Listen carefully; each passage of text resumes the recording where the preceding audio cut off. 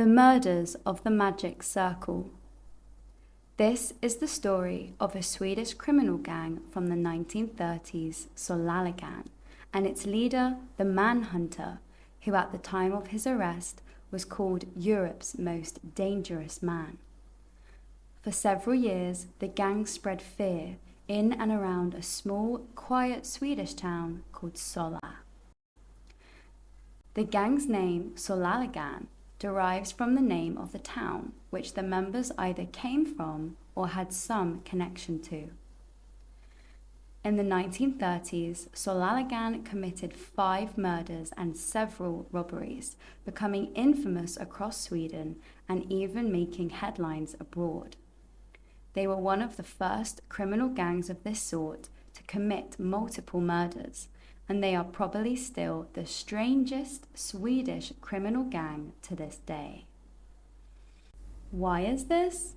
Well, the leader of the group was Sigvard Tuneman, a strange young man interested in mysticism, telepathy, hypnosis, occultism, and magic. His original surname was Nilsson, but he later changed it to Tuneman. Some people have suggested the name was an anagram because if you rearrange the letters, it spells manhunter in English. Tuneman claimed he had met and was inspired by a Danish magician, Carl Anderson, though some doubt this person really existed outside of Tuneman's imagination. Tuneman said Anderson taught him about mysticism and encouraged him to start a mystic society in Sweden. Tuneman wanted to become an Indian yogi and began to develop his own theories about how to achieve this. He felt it would be necessary for him to rid himself of compassion for others to reach his goal.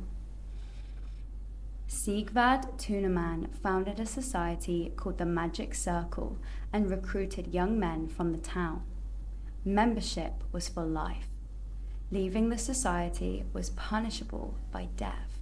To scare his followers, he told them there was a secret Stockholm branch of the Magic Circle that would deal harshly with anyone trying to leave. Some of the members of the Magic Circle were also members of what would later be known as Salaligan, the Sola Gang. The members of the Magic Circle began by committing petty crimes to make money for their leader, who claimed he needed 15,000 kroner in order to become a yogi. In 1930, the first murder was committed. The victim was a taxi driver, Sven Eriksson. Sigvard Tuneman ordered the taxi. The driver was shot in his back and dumped in a river. When the body was found, the police couldn't understand what had happened, as Sven Eriksson had not been robbed. His wallet and money were untouched. To this day, it is not clear why Sven was killed or who pulled the trigger, but it has been suggested that Tuneman killed him as an experiment just to see if he could kill a human without any qualms. Sven Eriksson died by drowning, so he was still alive when he was thrown into the river. Killing at full moon. The next murder was committed at midnight during a full moon. Dressed as policemen, Salaligan approached a building near a road construction site where they knew wages for the workers were kept in a safe. They broke in, shot 2 people, Axel Kjellberg and Corinne Holmberg, and stole around 10,000 kroner. Before leaving, they set the building on fire. Planning the next murder took a whole year. The victim was a wealthy woman called Matilda Holmqvist, who was said to keep a small fortune in her house.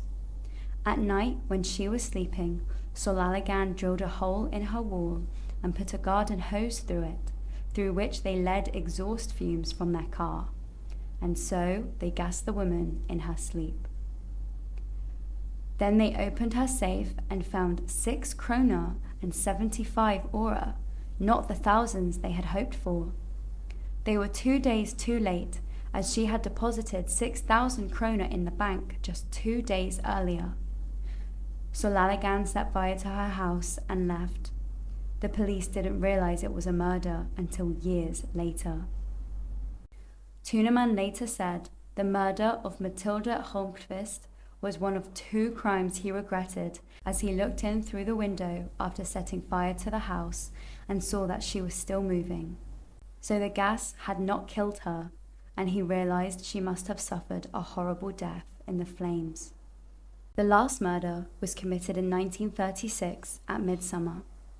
The victim, Erlon Pettersson, was going by bike to deliver an envelope with wages. Close to a lime mill outside Sola, the gang was waiting. The victim was late, as it was his 40th birthday and he had had some cake before leaving home. There were many people around, but Tuneman didn't want to delay any longer, as this was the 5th time they had been waiting for the victim. Finally, the victim arrived, and they shot him dead. After the murder, the police received a tip from a man who claimed to have information. This man had been asked to participate in the murder, but had declined.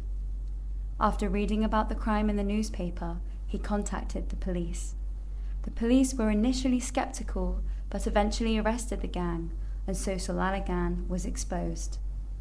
The members were sentenced to life in prison, apart from Sigvard Tuneman, who was sent to the mental hospital, Säter. At the end of the 1960s, he was secretly released and died around 10 years later. He was buried in his hometown, Sola.